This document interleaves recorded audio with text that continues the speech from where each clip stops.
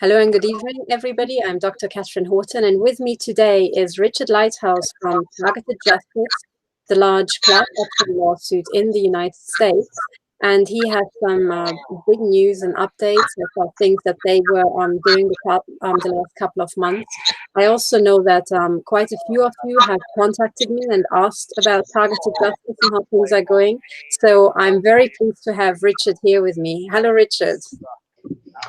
Hi, good afternoon, Catherine. I should say good evening. It's probably evening there. Thank you for inviting me on. So it's my pleasure, Richard. Let's dive straight into it because you had quite a few things that happened since our last interview, quite a few projects that you have started. I mean, my viewers are just eager to hear, how the class action is going and what the next steps are. Can you enlighten us? Sure. We've got several programs going with Targeted Justice right now, and our membership has increased dramatically this year.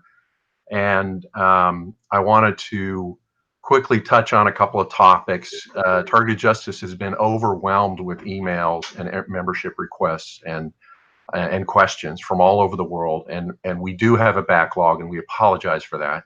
I would say we are about a week behind right now. We have caught up, but then we'll get a big cycle again, and so we'll get behind a little bit. But I would say we're averaging about 1 week behind now. So again, we apologize for that. It's simply a much larger volume than we anticipated, and maybe that's good news, but please be patient. We are working on it, and we've got folks that are very aware of that issue, and we work on it every day. So please keep in touch. If you'd like to join our membership, we encourage you to do so. It's free, and we will be issuing newsletter on a regular basis. So look for that. One of the most important topics that I want to touch on is our October protests, and that's coming up this October in Washington, D.C. You can sign up at targetedjustice.com. It's a 4-day event. We encourage folks in the U.S. To get in touch with their congressman and schedule a meeting. If you're coming from outside of the United States, you can certainly join in the protest. We're going to be doing rallies at key points around Washington, D.C., and we don't want to reveal those exact locations just yet for obvious reasons, but the very first one we'll hold will be in front of the White House, and that'll be on Saturday morning. So we'll provide more details on that as we get closer. But for the folks in the U.S. that want to attend, you sign up at Targeted Justice, and then the early bird registration is $30, and you can just mail in a check. So we encourage you to do that. We feel like this is going to be a very successful event, and we'd sure like everyone to join us. So that's the first program we've got going. The second one we've got going is a call campaign, and the call campaign this month is to call the White House. And if you go to whitehouse.gov, there is an email contact form, and we encourage everyone to use that form. We've also provided a number of email addresses as well as a directory of the White House staff. Now, some of us have been able to get emails through, personal emails through to the directory listings, and others have said that the emails have been rejected. So it's not clear to me whether that's being blocked on the sender's end or on the recipient end, but we have had a few personal emails get through to White House staff members, so that's encouraging. The call campaign, we encourage you to fill out the form or call. There's 2 phone numbers that you can call the White House. One allows you to leave a message for the president, just like you're leaving a voice message, and the other one is actually the switchboard, and you can get a live person and you can talk to them and ask them questions. It's actually, I did that once. It was very encouraging. So they're very polite, and they'll try to answer your questions, particularly if it's in regards to FOIA requests, since we intend to file FOIA requests to make sure that our messages were actually received by the White House. That's very important. So if they are being blocked, then it will become very apparent between the FOIA request and the number of forms that we've actually submitted. So that will be helpful evidence at a later date. Another important thing we've got going on right now is the mandamus petition. This is critically important as giving us options for a lawsuit. Now, a mandamus petition, for those that aren't familiar with that, is, and these apply according to old British law and the same tradition was set in U.S. law. A mandamus petition is where you're forcing a government employee to do their job. Basically, that's what it is. And so we petitioned, we had 86 signatures here in Houston, where I'm located. We had 86 people sign the mandamus petition, and the U.S. Constitution gives U.S. citizens what's called the right for redress. And so we are demanding to exercise that right for redress, and we're demanding that the local U.S. attorney, who is Ryan Patrick, he was appointed by President Trump, and we are insisting that they form a grand jury or impanel a grand jury to investigate our claims. So in other words, it's not up to the attorney to look at this and decide whether or not they like it or want to dismiss it. That's not their choice. Their only choice is to submit it to a grand jury and allow the grand jury to investigate it. So short of having done that, then number one, they haven't done their job, and number two, it gives us grounds to sue them personally. So that's very important. So again, this is U.S. law, but in Europe there are similar laws that involve the mandamus type act. So I encourage folks that are listening in Europe to look into that. There may be alternatives for you to do something similar. So I encourage you to look on our tab that's called the mandamus petition if you'd like an update, and we've got a full list of signatures of folks that have signed that. So that's very encouraging. Just a second, may I just show your website, because I think people would be very keen to see what they can do. So people in the chat were asking. Sorry, let me just switch the tabs. So this is, I think, the right contact. So this is whitehouse.gov/contact. And as you said, there's a way to leave a message here. This is the one option you mentioned. And then you said there's a way to call them by phone. How do we get those contact details? Is that on Targeted Justice? It is on whitehouse.gov. It's also on Targeted Justice under our call campaign. If you go to the tab that says call campaign. Here, that's the first tab. That's it. And it's got the phone numbers for directly calling the White House. And you can leave a message for the president or the staff in general. There you go. That's it. Or you can call the switchboard. And in fact, you can call those numbers if you're located in Europe. So that's not limited to the United States. Now, this is excellent. Yes. Mm-hmm. So to call that from Europe, I believe you would dial +and 01, and then the numbers that you see on the screen there. Yeah. Or on our telephones, it's 001, and then these numbers here. That's excellent. I think this is something that people can do straight away. So people who are not signed up for the class action lawsuit in the United States can email you here. If they want to take part in the call campaign, they can call these numbers. And if they prefer to send an email, or rather use the contact form, the contact details are here. And I've reached this page by going to targetedjustice.com and then either /call-campaign, or you use the tab, and then this is the first option. Now, you also mentioned the mandamus action. The link for that is down here. And this is where people can find further details. I encourage people to have a look at this, certainly in the United States.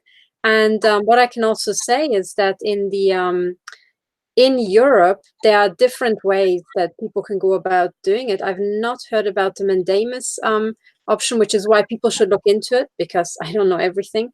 The other alternative is to ask for an injunction that works in the United Kingdom. So this is what I went in for in my high court case. And also, just as a footnote for the people in the UK, because somebody in the chat asked about the UK, the UK is now in a very strong position because they have confirmed, pretty much my court case established, which is you do not need the secret court, the investigatory powers tribunal. You can go to the High Court. So your case can also be heard in the High Court. You're not forced to go there, which is very good, because that court is completely corrupt. And I think 98% of all the cases are thrown out unless they're to do with dog fouling and CCTV cameras catching it, and that sort of stuff. Yeah. So back to Richard and back to the United States. Okay, thank you for detailing that, Catherine. That's very helpful. Something that I think everyone will be very interested in, both in the US and in Europe, is that we've been able to recently identify three main corporations that are involved in the satellite tracking and targeting. This, I can't overstate how important this is, to identify specific corporations and make them liable for their actions is key to winning lawsuits and shutting down this program. In fact, we are creating multiple paths forward, both through the legal system that addresses government employees, government agencies, private corporations, and constitutional right issues. So we're providing multiple paths forward, and we certainly intend to use all of those paths to effect a shutdown of this program. So we're gathering more information.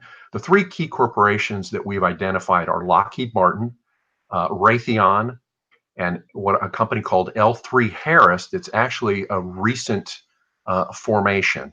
L3Harris is basically an accumulation of many companies over many years, and now with L3 joining the Harris Corporation in Melbourne, Florida, they are now the sixth largest in terms of dollar volume, sixth largest weapons manufacturer in the world. So it's big by any standard. These corporations have revenue of 20 to 50 billion dollars or even more on an annual basis. The dollars are huge by any standard. Lockheed Martin is the largest weapons manufacturer in the world. It's a dubious title. They produce more killing machines and killing devices than any other country or government in the world, and than any other company in the United States. Their CEO is a woman named Marillyn Hewson. I did an interview last night with a group here in the United States, and I used some terms that were pretty brutal, but they are my opinion. In my opinion, Marillyn Hewson can be characterized as a monster. This woman leads the slaughter of innocent civilians with the weapons they produce on an annual basis that goes into tens of thousands and possibly even millions. We don't even have a way to come up with an accurate count. Lockheed Martin is the company that produced the 500-pound bomb that killed 50 school children on a school bus in Yemen last August. You may have seen that news story. That is a Lockheed Martin weapon.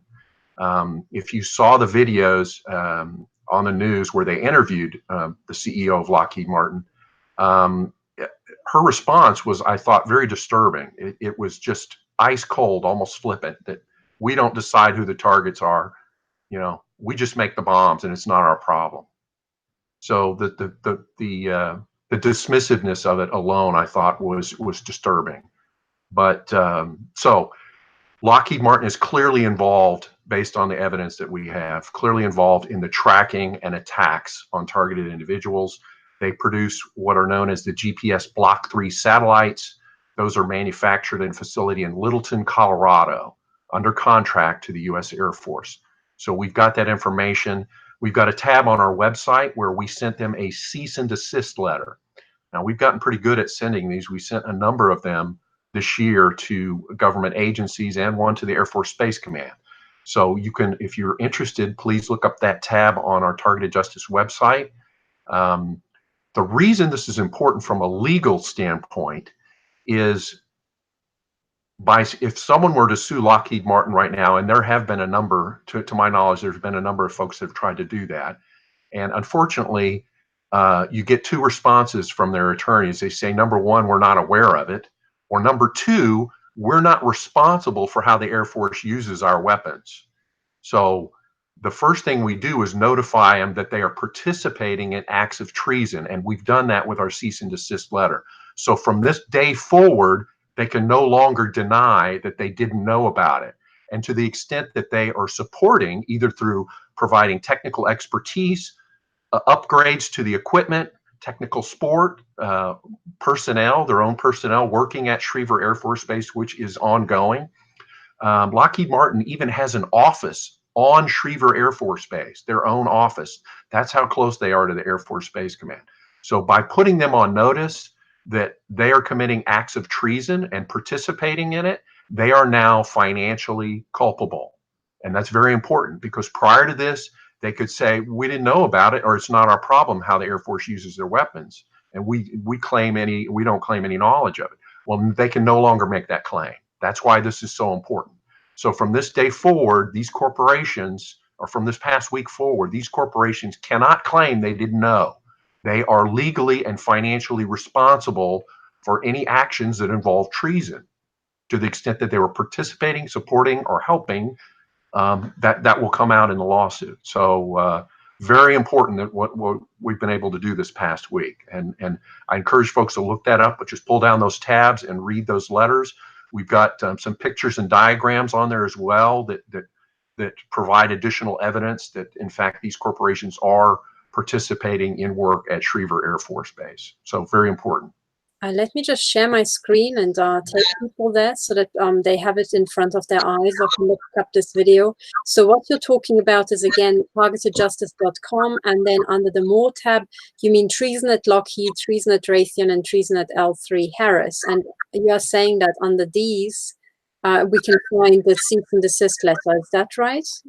That's correct. Okay, yeah. And the cease and desist is basically this letter here that one can copy and paste. And I guess what I would also encourage people is to copy and paste it and sign it by their own name. Now, one question I have is, after you have given people notice, there's such a situation, for example, the smart meter people are using it, where sorry, Richard, could you briefly switch off your microphone, just very briefly, until I phrase this question, because I can tell that they're using your microphone for feedback. It's not your fault. It's actually harassment. It's one of those last few things that Google Hangouts can still do. So my question is, the smart meter people have, for example, figured out the following strategy. They are saying, you are forcing us to put smart meters in our homes. These are irradiating us. It's basically a radar device, and you're conducting surveillance on our home. We can't stop you, but because we have our individual rights to make a contract with you, we have an individual right to decide how much we are charging you for the fact that you are using our home and our bodies, to basically irradiate it with your tech.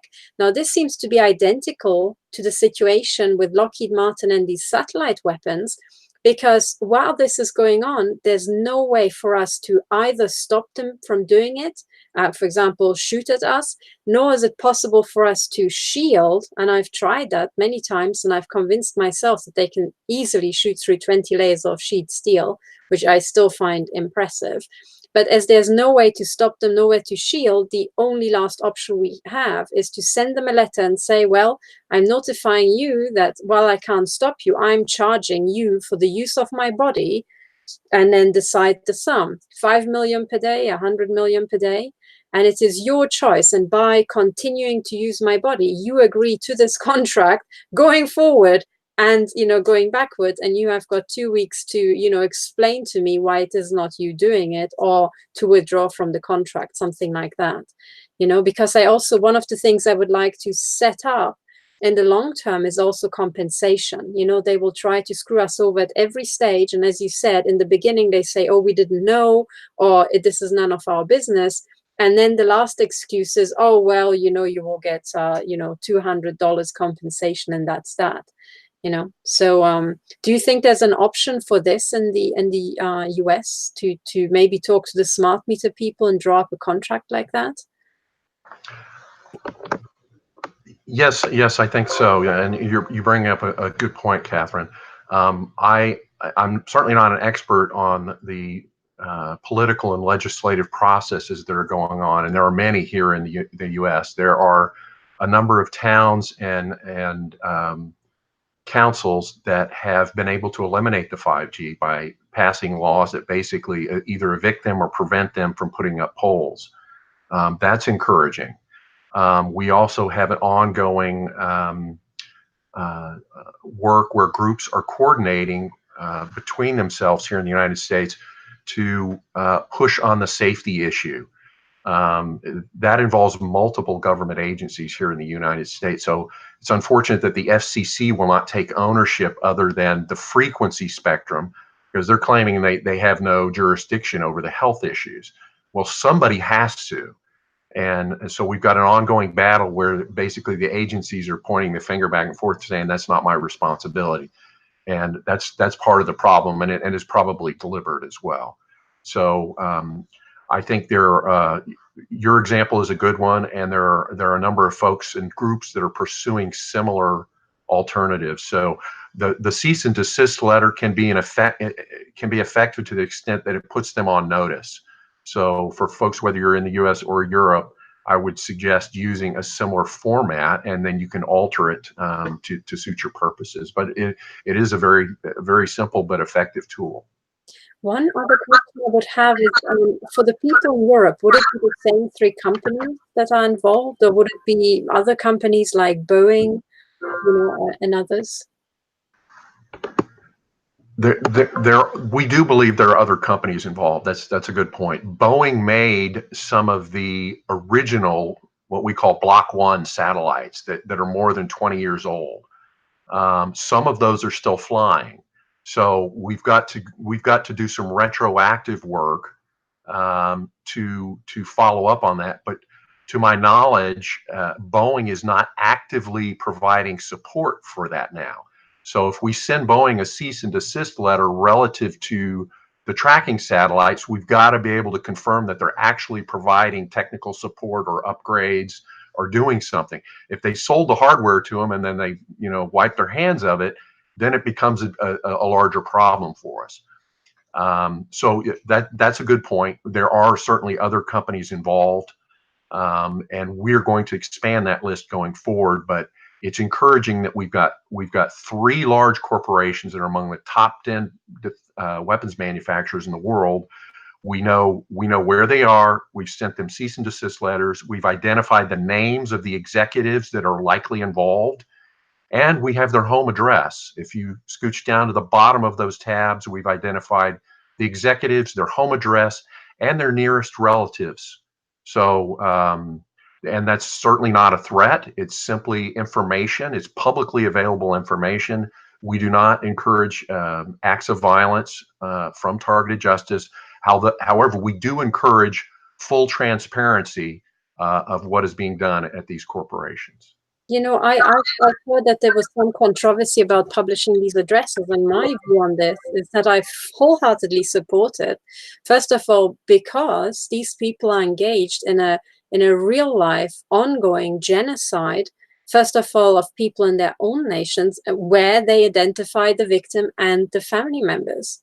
And we have reached a point whereby I personally found it physically impossible to get through to them and make them see sense. And at some point in the whole game theory of this, it is an eye for an eye. And these people will not stop unless their own families are, not put in danger, although that's also consideration if they want to pull off something that like they pulled off in California, where they just exterminate thousands of people and try to get away with it. But, at some point, these people's personal wealth has to be tapped because they're profiting from the proceeds of crime. And as it usually is the case, the spouse would profit just as well, and sometimes even extended family, where money is pushed, to make it put it out of reach of any prosecution. So I'm totally in favor of that. My family's address has been identified by these people, and my friends and my family are being targeted. So why not? I agree. And for those that confuse doxing with publicly available information, I have made it a public record that we are not doxing. This is publicly available information. Anyone can look it up, even in Europe. The 2 websites we recommend are Zaba Search, ZABA search.com, and Veripages.com. You can find almost any person in the United States, their last known address, and it's not always current. Sometimes it's a few years out of date, but it's certainly a good starting point. So the most definitive record is probably to go to the city and county property records and see what parcel is actually held by the person. And that's easy enough to do once you have their full name and their general location where they're living. So we encourage that as well. Full transparency. They've got our name, so we should have their names as well. You know, another idea that occurs to me, and I say that not because this would have been my first choice of strategy, but because of how I watched this for the last 3 years and how they continued maiming me without mercy. I would actually encourage people to look up these addresses and send the cease and desists, not just to the business address, but also to all the private addresses. Because if, for example, all your members individually sent it to maybe not just the first home, but the second home, which these people tend to have, you know, and these people would come home and then find 2,500 letters, all, you know, and their spouse would find it, their parents, their neighbors would see this, you know. I think that would, you know, leave a dent, you know. It's kind of psychological pressure that I think is the only way to get through to people, because they don't seem to be afraid of any consequences or the law in any way. Yeah, that's a good point, Catherine. One of the other legal options that we're exploring right now, and you might find this interesting as well in Europe, we are looking at putting liens on their property. So that's an interesting alternative that's come up recently. We haven't got a definitive answer on that. We're looking into that. There are some legal challenges associated with that, but it's very possibly a way to force someone into a court, whether it's a CEO or an engineer that's working on the system. If you want to get them in court, that's one way to do it. So again, we're just looking at it. I'm not suggesting that at this point, but it's an option that we're looking into. You know, I think that is a very, very good one, because a commercial lien, as I understand it, is if there's, you know, pending litigation and you have huge damages, which all the victims tend to have regarding their health, their possessions, their personal life, and their income. Putting a lien on someone's property and somebody's assets kind of, you know, puts you first in line when, you know, payout time comes. So then the next step is to enforce the lien. But that is, I think, a very good way of, you know, kind of putting your markers down. And also, I think this was exactly the point when the smart meter people started to have success, when a cease and desist, I think, was followed by a type of lien, because then it's really about the company's wealth. And you can, in the case of crimes against humanity, you can pierce the corporate veil, you can go after these individual people, because they would not be running a genuine business. They would be profiting from the proceeds of crime and being profiting from racketeering, torture, murder, and everything, which would fall, I think, in the US under RICO and all that sort of legislation. Yes, that's a good point, Catherine. What I'd like to recommend for folks that are visiting Targeted Justice that live outside of the United States, we have a tab on our website called International Citizens, and if you'll take 2 minutes to look at that, you'll find that there are 5 methods that a person that lives outside the United States that is not a U.S. citizen. There are 5 alternatives for suing the United States government. Okay. Oh, hang on, wait. I'm just looking for the tab. Can you guide me, because I failed to find it? Hang on, just a moment. It should be under legal. I believe it's under okay, hang on. Is it this one? Hang on, am I going to the treason at Lockheed Martin? Okay, sorry. You said legal? It's under legal, I believe. Laws, court cases, how to fight back, maybe? Or legal. It might be under legal actions. I'm sorry. Legal. The tab right above it. Ah, okay. There you go. International Citizens. Yes, that's the one. I just wanted people to be able to see that, so that we also have a record here.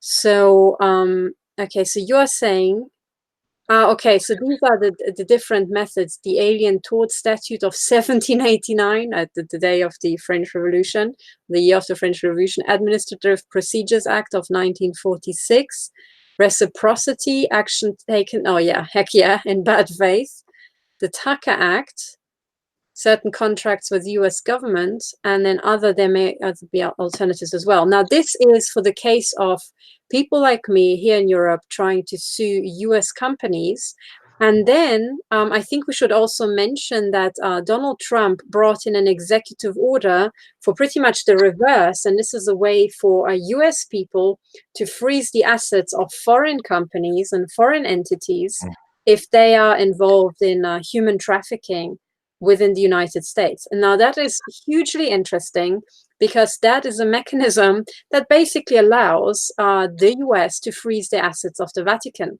which would be pretty much, I think, 2/3 of the US soil, if not 100%. So that, and as Kevin Annett said, the Vatican has already been decided to be a transnational criminal organization by a grand jury, which means it loses its right to its property anyway. So in other words, this would be the biggest loot for the people of the US, you know, to grab the entire property and the wealth, and for example, things like Jesuit universities from the Catholic Church and the Vatican. So, you know, they are very high involved. Plus also the Queen of England, you know, because British intelligence is, I think, a tier above US intelligence secretly. Yes. So I would recommend one of the legal issues that's key in U.S. courts, and I know that the laws are different in Europe certainly than they are from the United States, and I'm not saying that one is superior to the other. Our legal system has many flaws, unfortunately, but we have to deal with some of them as they are. To be able to sue the U.S. government, you have to have a crime committed on U.S. soil. So how do you do that? One clever way to do that is you go to a U.S. embassy located in your country, and while standing on the property of the U.S. embassy, you document that you were attacked by U.S.-based microwave weapons. So now you've got a U.S.-based crime happening on U.S. soil, and that gives you the right to sue the U.S. government, especially the Air Force. Okay, very important. And just document that you were there. Take some pictures. If you've got a Gauss meter or something, an analog Gauss meter that you can use to document with pictures or videos that you were getting hit, or have another person, another TI, use their hand and touch your head and feel the microwave pulses. There are a number of ways to do it. Simply document it. Now you've got grounds for what would be a valid suit in a federal courtroom in the United States. It's a crime that was committed on U.S. soil by a U.S. entity. That's one clever way to deal with it. One question with regards to that, for example, the general, the chief of NATO, the lead general, whatever they call him, is traditionally a general of the US Air Force. In other words, the command and control of NATO would be, you know, under the US Air Force. Isn't that automatically a way for anybody in Europe to just sue the US Air Force as well? Because after all, I suppose that the NATO Space Command is the equivalent of the US Space Command for all the satellite attacks here in Europe. Would that be right in your view? I would think clearly there's a connection there, Catherine. To the extent that it's a U.S. person that's living on European soil, then certainly they're subject to European laws. Even NATO is subject to European laws, regardless of the country of origin of the personnel. So that's certainly a clever alternative to use in Europe. We still don't know, and I think you brought up this question before, how much control or how many weapons are deployed out of Europe, and we don't have a good answer on that. We can clearly define which weapons were manufactured and are operated and controlled from Schriever Air Force Base. If there are additional ones that may be secret or hidden, it would be helpful if we knew about that as well.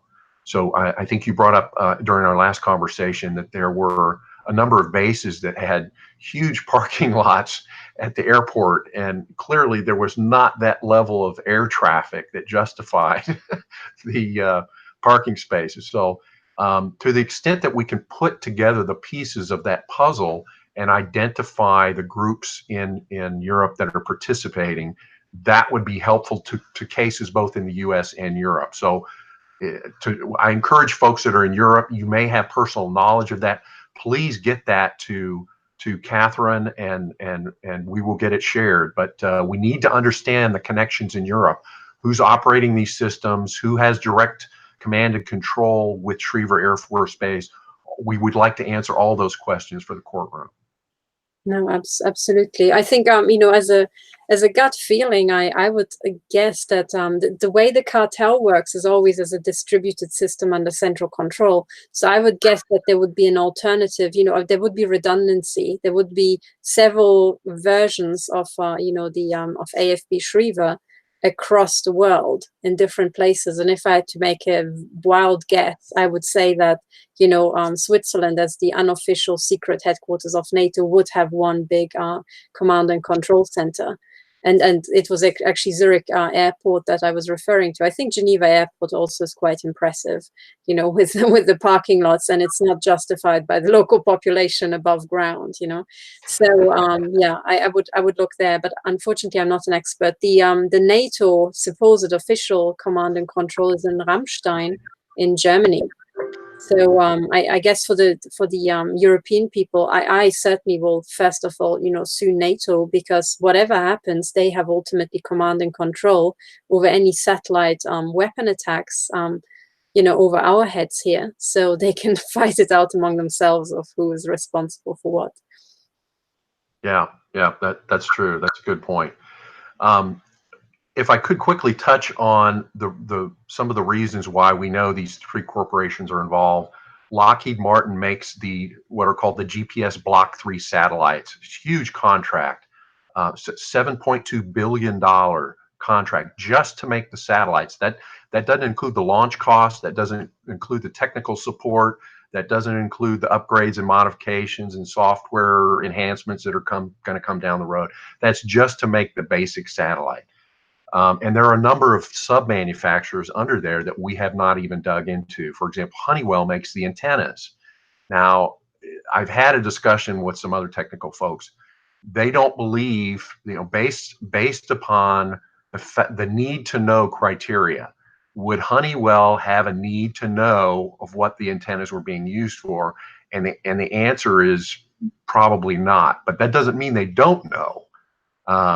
It just means it does not appear that they have a need to know how their antennas are used for those satellites. So we have not identified them yet at this point. Raytheon is the company. They're also a very large manufacturer. They're based in Waltham, Massachusetts, just outside of Boston. And they make what's called the command and control software, okay, for these satellites. What the ground controllers see on their computers at their desktops, that interface is designed and built by Raytheon. Very important. You have to be able to do that. You got to know what that satellite's being used for. So it'd be very difficult for them to deny knowledge, since they designed the entire command and control system, for them to claim that they don't know what's going on. L3Harris is an interesting example because they are an accumulation of many companies. One of the companies that they now own was the original Titan Corporation in San Leandro, California, that built the first Vercator microwave weapons. So they are culpable in the sense that they bought that company many years ago, and that company is still active. It's known as the Pulse Sciences division now. On the Harris side of that merger, there's a company in Rochester, New York called Exelis Geospatial.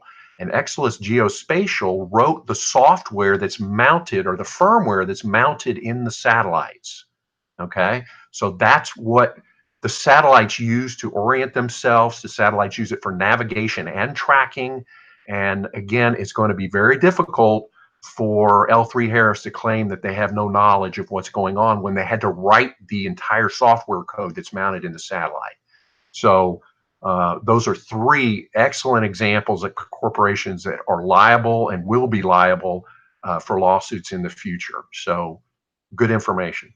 That is excellent information. I'm really, really impressed. My immediate question to you and Targeted Justice, especially the researchers who dug this up, would you be individually or collectively willing to write an expert affidavit whereby you just say exactly what you said, but you just put it down in writing in numbered paragraphs and then sign a statement of truth that this is true to the best of your knowledge? Because as soon as I have that in my hand, I am looking to basically file over the coming weeks and that would be extra evidence within the full court case starting in the autumn when the the summer break is over.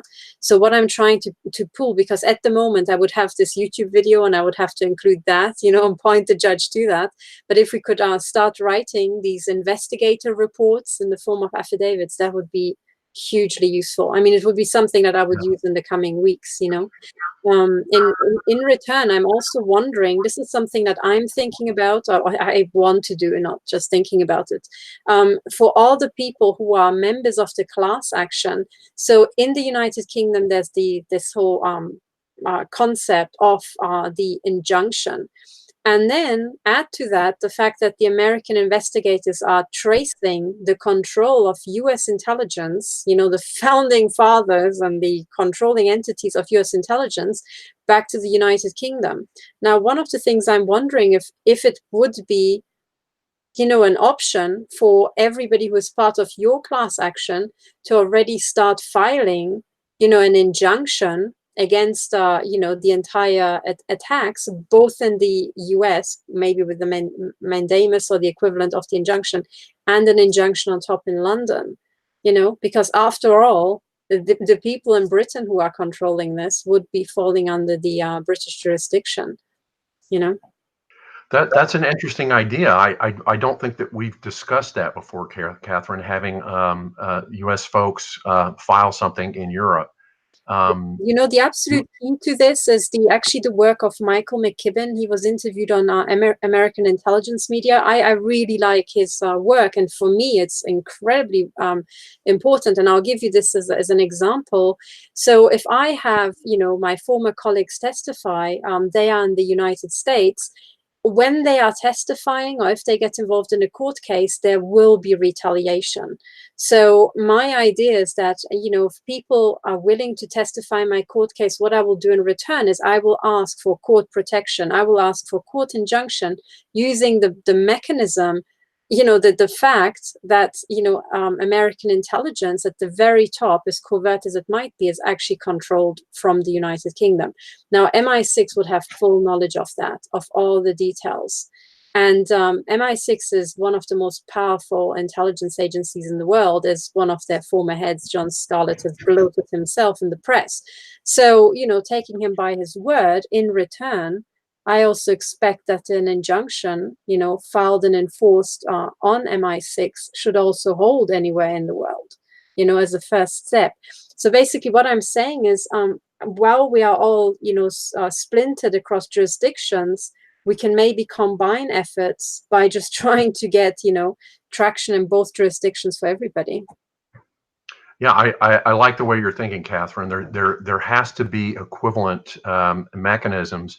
The Five Eyes Treaty, which you are familiar with, provides open sharing of intelligence information between the US and UK, Canada, New Zealand, and Australia, I believe. And there are other similar agreements that are part of the NATO organization. But on a purely intelligence level, we have every reason to assume, based on that agreement, that there's open sharing of information between the CIA and MI6. So if you can prove that one of them has that information, it's basically a blanket statement that all of them have that information and are culpable. And that brings up an interesting point, that there are divisions of Lockheed Martin, Raytheon, and L3Harris in Europe. So there are opportunities, and of course, the legal issues would probably be different, but I encourage folks in Europe to research them. If a lien is put on property owned by Lockheed Martin in Europe, could that be helpful? Or what are the ins and outs of that type of strategy? And I think that's something that we could look into. We do know that all three of these companies have offices in Europe, so they can be brought into a court in Europe based on a lawsuit, and it might be one of the most efficient methods forward. So I encourage. I will do some research on what might be involved in having U.S. folks do legal filings in Europe. Where should it be done? How should it be done? Does it have to be? Does it require legal representation? Are there reciprocity agreements that have to be followed? But, I don't know. But I let me do some research on that, and maybe it would be helpful if you've got some help there that could look into where are the offices of these companies, and uh, there are any number of issues that could be associated with that. But that's a great idea. I think we should see what things we can do to collaborate between the U.S. and Europe that would enhance both of our evidence and backgrounds when we get in the courtroom. One option that is has been demonstrated by Kevin Annett, who's now occupying churches with his supporters, the Catholic churches, after as I said, after the Catholic Church and the Vatican have been found to be transnational criminal organizations. The very same reasoning and mechanism could be used to declare, for example, Lockheed Martin a transnational criminal organization, at which point, again, they lose all right to their property and their stuff. And in fact, it would be mandatory on law enforcement to take control of the property and the stuff, Yes. because they are executing a live genocide with their equipment. But that's I really like this mechanism, because as soon as they are recognized as what they are, as a criminal organization, you suddenly have full control through the legal system over everything that they own, and that includes patents, office space, satellites, everything. And I think Lockheed Martin is a very, very, I think, the top target we should all focus on, because I've heard from, I think it was the American intelligence media, who said that Lockheed Martin is actually the biggest, visible, open brackets, close bracket, the biggest visible intelligence agency in the world, and is bigger than the CIA even. Is that? Oh yeah, absolutely. Yeah. I'm sure they have more than 100,000 employees. I forget how big they are, but it's more than 100,000 employees. So yeah, incidentally, the Lockheed Martin office in Sunnyvale, up until 1987, I believe, they actually ran the satellite control network for the entire U.S. government. A private corporation, what the Air Force should be doing on their own, running that and operating the satellites, they actually had Lockheed do that for them up until 1987. And I believe there were legal issues where they said, listen, you can't have them build the weapons and then pull the trigger. You got to have Air Force personnel do that. Kind of a legal issue there. So anyway, in 1987, the satellite control network was turned over to Air Force Space Command at what was called Falcon Air Base, and that eventually became Schriever Air Force Base. So little piece of history there. That's very telling, because also behind the scenes, something that we will not go into great detail here, but it's also an undisputed fact, is that our governments have actually secretly been turned into corporations. So they ultimately, what they did is they transferred it from one corporation to another front organization that masquerades as a government, but is actually another private corporation. For example, NSA, as Karen Melton Stewart revealed, is a private for-profit company. It is not really part of the US government. Yeah, interesting. Yes, and it would be important to run to ground other similar situations, and that unfortunately that's easier said than done. The complexities of being able to hide these companies and hide what they're doing once they're private organization makes it quite a bit harder to get FOIA requests fulfilled and get your hands on documents and contracts that were illegally done. But that's a good point. One question I have is, so this is now the satellite systems, and now you also mentioned implants, and my understanding from what you put out is that the implants are also controlled through Wi-Fi and mobile phone towers and so on. Are there any efforts to request information from the telecommunication companies about because they must be also controlling those signals, how these implants are controlled? Is there any progress on that front? Yes and no, but the answer is not simple, Catherine. Unfortunately, with these body-based sensors and implants, it's not a clear-cut yes or no answer as to where the command signal is coming from. It could be locally produced. It could be somebody that's hiding around the block. It could be coming from a cell tower. So it's not enough to just say, we've identified this frequency. This frequency was assigned by the FCC to Lockheed Martin or some other health facility. A lot of times I think one researcher found that they were the National Institutes of Health or specific hospitals at universities had been assigned these frequencies. And so it's not enough to just identify the frequency. We got to find where the command and control is coming from. For example, it wouldn't be the first time that the CIA stole somebody's signal and used it for their own gains just to cover their tracks.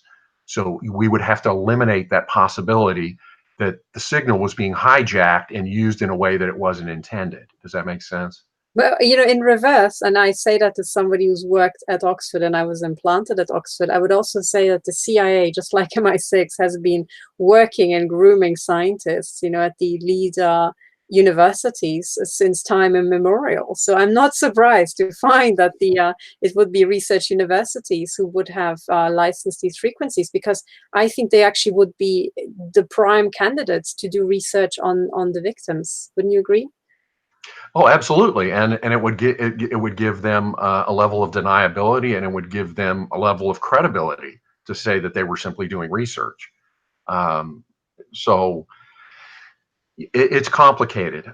We as we discussed before, we know of at least 2 people here in the United States that are doing the scans.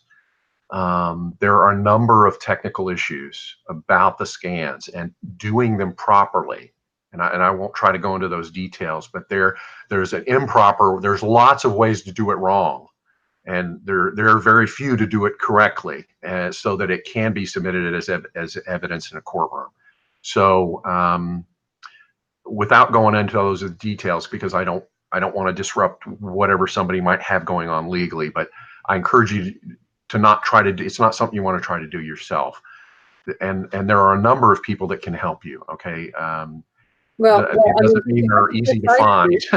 Well, to put it precisely, there are 2 people who can help you, and they're both in the United States. I think one is, so I've heard, just to mention it to people, because I saw that Midge Mathis tweeted it out. I think Melinda Kidder is coming out of retirement, which is a very big thing, because she was one of the 2 people I knew was doing body scans in the US. But there are, for example, the scan for eye implants using ultraviolet light comes from her. And that is fairly robust, I would say. I mean, certainly so what I always recommend is the bug detector. Now that is absolutely, fraught with difficulty. However, what is quite telling is that one uses, if you would assume that, these measurements are completely false, they wouldn't always show the signal most dominantly in always the same places. And we found that the signal is always very strong in the neck and the back of the head. So there's some things that you can rely on as long as you do the experiments often enough, and you can reproduce them. The crappiest experiment can actually be quite good, But one of the things I wanted to ask is, are you aware of anybody in Europe doing them? Because I know that Melinda Kidder, and I think the other person was Roger Tolsis, they were doing scans, but here in Europe, I don't think there's anybody. Do you know if there's any bigger? There was a group years ago that actually that was involved with Jess Beltran. That's kind of a name from the past. His original organization, and I forget their name, they actually put together a traveling crew that actually went through Europe, gathering taking volunteers and doing scans on them, just because they were trying to get a global sample of what was going on and how many people were effective, what frequencies were being used. And there's actually a number of videos on YouTube where you see Jess Beltran and some of his assistants in Europe scanning folks. I think they went to Germany at least.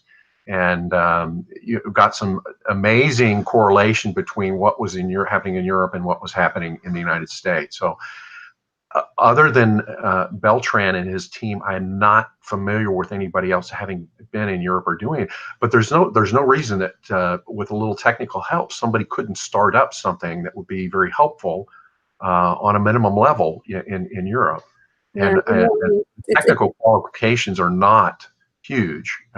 So I'm sure there's a number of people that could set something up, and just using a minimal scanner like the HF 4040 that are made in Germany, Aronia, I believe, is the company.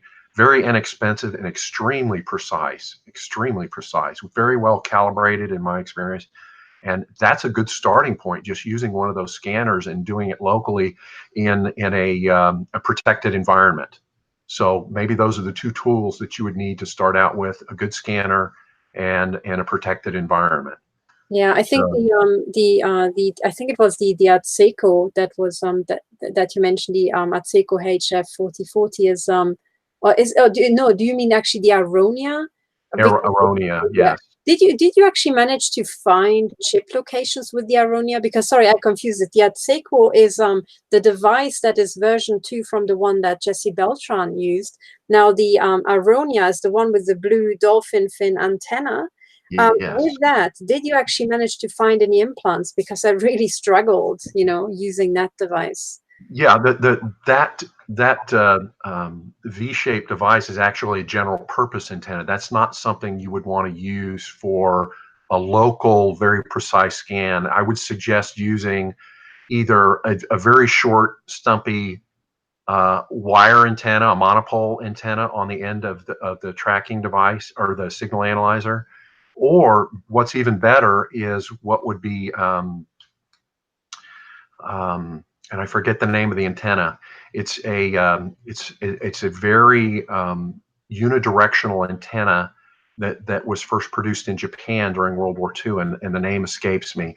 But it allows you to turn the antenna and zero in on the source just by monitoring the strength of the signal, and you can pinpoint the exact direction that a signal is coming from by using one of these antennas. Now, the downside of these antennas is they're very frequency specific. So you've got to know in advance, hey, I'm looking for signals in the 2400 range, megahertz range, for example, and tune the antenna specifically for that. It's called a Yagi antenna. That's the name of it. And they're unidirectional. And you can make one actually quite simple, just a three-arm antenna that is very unidirectional, and it would be able to pinpoint the exact direction that the signal is coming from. So I encourage for folks that are not familiar with antennas, you can make these. They're not complicated. Just do a little bit of research on them. Yagi antennas are simple and easy to build. You can mount one directly to one of these Aronia devices that are fairly expensive. I would say in Europe you could probably get them for 500 to 600 euros, I would estimate. And the antenna you can make yourself out of aluminum or copper wire. So that would be a good starting point for someone that wanted to set up some scanning in Europe. And I encourage folks to do that.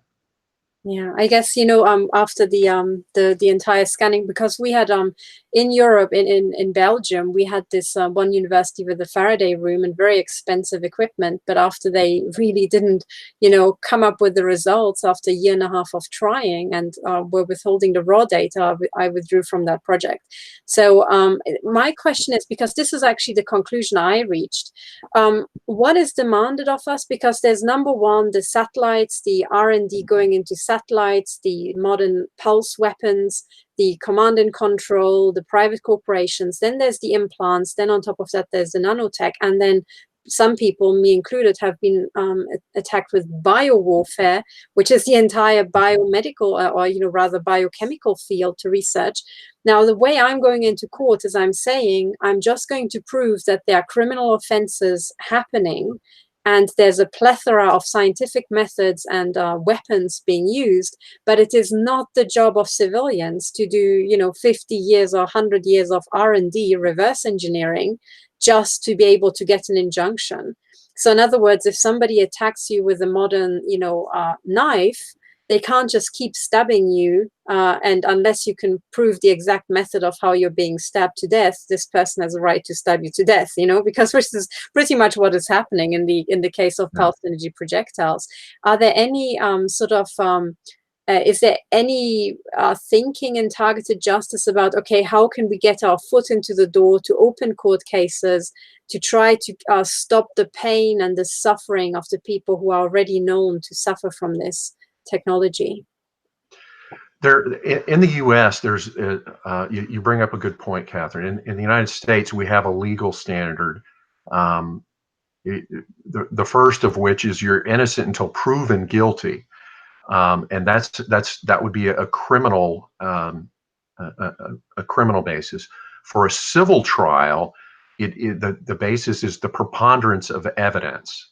Okay, so for a jury trial, for example, the jury has to say that the preponderance of evidence, even if it's only 51%, we're 51% certain that Lockheed Martin is the guilty party here. So it's not a very high standard. They just have to be beyond 50%. We're over we think it's reasonable. We think it's reasonably likely that Lockheed Martin is guilty, and that's the standard that will be used in a U.S. civil court and it's going to happen. It's not a question of when, or a question of if, it's a question of when. Eventually, Lockheed will be held responsible legally and financially for what is happening. Well, we're quite certain of it. So the standard that we have to meet in a civil court is that 51 percentile. Is it reasonable that they're involved? Is it reasonable that they knew? And should they pay? And given their deep pockets, I hope that we're able to bankrupt them. That would be my personal goal, to bankrupt Lockheed Martin. I can certainly back you up on that.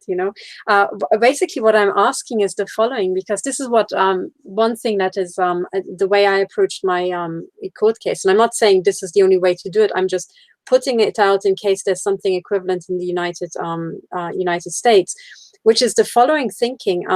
When you're asking for an injunction, for example, injunctions are used, and I'm pretty sure there's a concept like that in the US. So you have a big property developer, and then you notice that he might be building on your land, and you're fairly certain that there's some legal ins and outs that need to be checked. Now you can go and file for an injunction that stops this big property developer, and as I understand it, the court places himself between you and the other party. So it doesn't matter how big the other party is, the court is always said to be the bigger dog. So it's saying, okay, until we have the situation cleared, you're not allowed to do, you can prohibit the other person from continuing to do something or to do something that they set out to do, and so on. And now I'm wondering if maybe a good idea would be, because this is after all, about the health and the life of the victims, to get a foot into the court system by saying we are filing an injunction against Lockheed Martin, against the U.S. government, against the Air Force and the Air Force Space Command, and we are asking the court to prohibit any further attacks with directed energy weapons and so on, the full list, on these parties, on the victims. And should we have, because you have 2,500 victims, should these 2,500 continue to report and say under oath that they continue to be attacked, you will be held liable, whatever. And this might be a way, because my gut feeling is you will have to force a change of personnel. You have to force people away from the command and controls for this to stop, because they might have control files where they feel that there's no other way for them but to continue. I agree. I mean, if it was something that was simple, we would have already achieved it. So we are making progress. I want to encourage all the listeners out there to understand we have made huge progress this year alone. I would say in 2019, we've probably achieved more progress than in the last 30 years. So we want people to be helpful. We want people to help. We need support at Targeted Justice. We need your donations. Lawsuits are not cheap or free. Attorneys are not free. We have a good bit of ground to cover, and Catherine and your organizations in Europe, we want people to support them, even from the U.S. side. You've got some outstanding video reference material, and I encourage folks here in the U.S. as well to check that out on your websites. So let's keep moving forward. We've got a lot of momentum. We've got a lot of good things going on. We've got some good programs going on at Targeted Justice. And let me mention again the October protest. Please come out. Even if you're in Europe, you want to join us, I encourage you to join us. Look it up on our tab on targetedjustice.com. Please join in our call campaign. Call the White House. That's going on the month of July. Let me just show the protest, because that one is quite an important one. So the protest tab is actually here at the top of the page, Targeted Protest 2019 at the very top. And that will be, you know, I like this, silence is complicity. Yeah, that's it. You know, the here you can see October 18th to 22nd, Washington, D.C. So you're basically planning to be in a different location every day. That's correct. Yes. Excellent. So I really encourage people to go here and take part.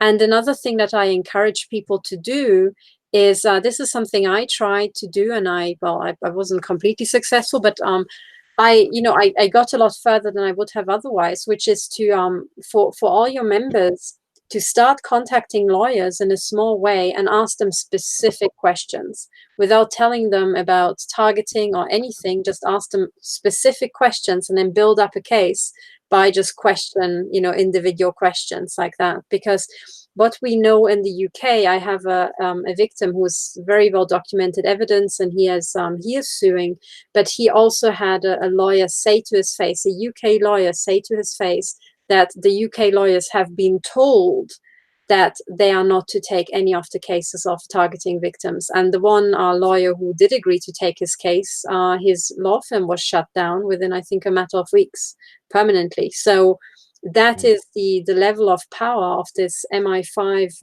mafia in the United Kingdom. And I suspect it might be something similar in the United States. But if you just approach lawyers with individual questions and it doesn't look like it, they can't use the individual puzzle pieces to put together the big picture of what they're actually asking them and what this would be used for. You can cover a lot of ground. Yes, I agree. I agree. I was not aware that it was that overt in the UK. That's very interesting. So I hope that we can discover some evidence similar to that here in the U.S. But you are correct that it is difficult to retain, for a TI to retain a lawyer here in the U.S. We have experienced that. We have seen that. Yeah, yeah. Well, I personally called, I think, all human rights firms in London, and they have all declined. So, I've now got the evidence for that.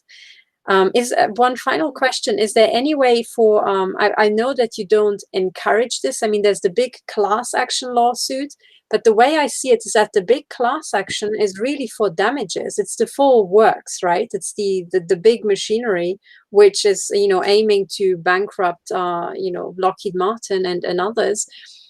Do you think there's a way for people to go individually or maybe in smaller groups just to get their targeting stopped without the full works being required? That's very possible, Catherine. We have a number of TIs that we are aware of that are members of Targeted Justice that have told us they are pursuing solo lawsuits. One of them is even an attorney for a large corporation. I'm not going to name that one, but so there are a number of folks who feel confident to pursue solo cases. They've got very specific evidence that they have a lot of confidence in, and that is perhaps unique. My experience with the TIs in our membership is they've got general or vague evidence, and they don't understand the evidence has to be very specific, very detailed, very comprehensive, with no what ifs attached to it. And that's unfortunately, part of our legal system. It's not just enough to say, but I saw him do it. You've got to have multiple witnesses that are credible. You've got to have videos and cameras. You've got to have evidence of that harm was done. If it was simple to do, we would have done it a long time ago. So it's an ongoing issue for us in the U.S. Do you have do you have it, or are you working on a template of what new members should do to collect evidence so that you bring them all up to the same standard? Because my question is, for class action lawsuit, does everybody's evidence has to be the same standard, the same quality, or can some people just go with what you just mentioned, a vague idea and a rough feeling? That's a good question, Catherine. There are several layers to that. The first layer that you have to get past, which is not simple, is the TI credible? Okay, unfortunately, we've got a diverse base. Either fortunately or unfortunately, we have a very diverse base. Some people are well educated and understand the concept, some of the legal concepts and what's required and the level of detail and backup that's required. And some folks just are good people that know that they're being harmed, and they've tried to gather evidence to their best ability. And you got to applaud their efforts. You know, they're trying the best they can. So we've got to be able to present those cases that are the strongest and most compelling, and that involves the credibility of the person, that involves the evidence that they have, that how accurate is the evidence, how presentable it is for a courtroom. You know, if it's scribbled handwriting on the back of envelopes, even though it may be accurate and precise, that's not a good presentation for a courtroom. So we've got, and we've had these discussions, yes, and answer your question of the level of evidence that would be helpful going forward. And we feel confident that we can get a base that's rock solid. Most class action lawsuits require a base of about 40 to 50 people. And given that we've got a membership of 2,500, we're fairly certain we can come up with 40 or 50 to make the first round. So we're in a good position right now. Excellent. So this is really good to know. So the next day to watch is the protest in October, and I guess that is also an opportunity for people to maybe meet the board and get to know you. Yes. I guess you all will be there. So the first day on the 18th, the meeting point would be the White House. Is that right? Is that what you said? That's correct. We've got it listed on the tab of the October protest, and for folks that want to join us, please register. Just fill out that little info, take that, copy and paste that information off there. It's got your name and et cetera on there, and send us an email to let us know you're registering. And then we'll look for your check. But you've got to do both the steps. Please do both the steps. Early bird registration will save you $5. We encourage you to get that in by July. Fantastic. Now, Richard, are there any other topics that we've left out? Because I barged in with the European cases here, just because I need to advertise them, because they are coming in the coming weeks. Are there any topics you would like to cover, or things that we have not mentioned or missed out on? Well, not per se. I very much appreciate that you're very thorough, Catherine. I think that's one of the reasons why your videos are so helpful. I think one of the most important things you brought up is we need better collaboration between the U.S. and Europe and Asia as well. We're just starting to grow a base in Japan and China and India. We've got some good members that are slowly signing up. But unfortunately, what we're finding is our website is blocked. It's hidden. If you're in India or China or Japan, apparently our website is hidden. So the way folks are finding it is they're going on the dark web. They're using the Tor browser, and they're coming up with a VPN that's in Canada or the US, and then you're allowed to see our website. So there's an active program of preventing foreign citizens from seeing our website. We're aware of that. We're not sure how to break through that barrier, but we were looking at a number of options that might make us more visible. So, well, I tell you how to break through that barrier, because I mean, India certainly is still, the old British Empire. Guess who is blocking them from doing this? Sure. Guess who they would be suing. So I mean, this is shocking. And well, okay. I mean, there's also, of course, Indian cyber intelligence, and they can block websites just as much as GCHQ and NSA can. But, heck, it wasn't their idea, this entire targeting program. So I think the command and control is coming from further up. This is really shocking, actually. It just makes me angry. But good that, that you mentioned it and that you said that publicly, because then I can quote it and I'll put it in my court case, and that will go on the charge sheet, against these entities. So what are your final words, Richard? Because, I mean, this is not your last chance to report about this. This is just for tonight. What are your final words to your followers, the current members and future members? I would just like to encourage folks to check Targeted Justice regularly. We have news updates. We've got a news column that's on the homepage on the right side. We've got updates that are probably there at least once a week, news items and things that we feel are newsworthy to the TI community. Please check that often for updates. Please join in the call campaign. We'd love to have you at Washington, D.C. in October. Please sign up. We're going to have a great group there. It's going to be a lot of fun, and we're gonna do some very effective protesting and rallying. So stay tuned. Check back to Targeted Justice, and I'm going to follow up with you, Catherine, to see what we can do about having some better collaboration between our groups.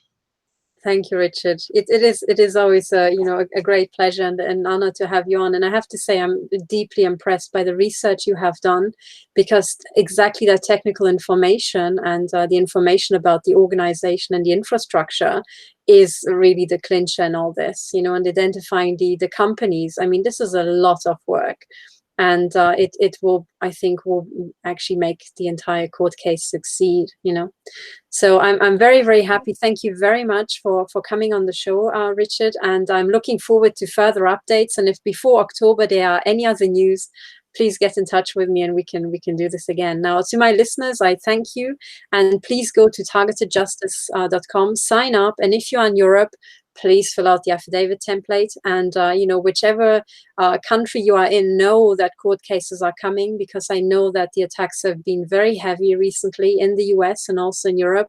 And it is easy to despair. I know that better than anybody, but just stay strong and know that we are working full out. And there's Richard and his team in the US, and as you can see, the progress is really astounding. And I think Richard is right that the progress this year is more than in the last 30 years. So that gives you an estimate of how quickly everybody's proceeding. Okay, so thank you very much for listening, and bye for now.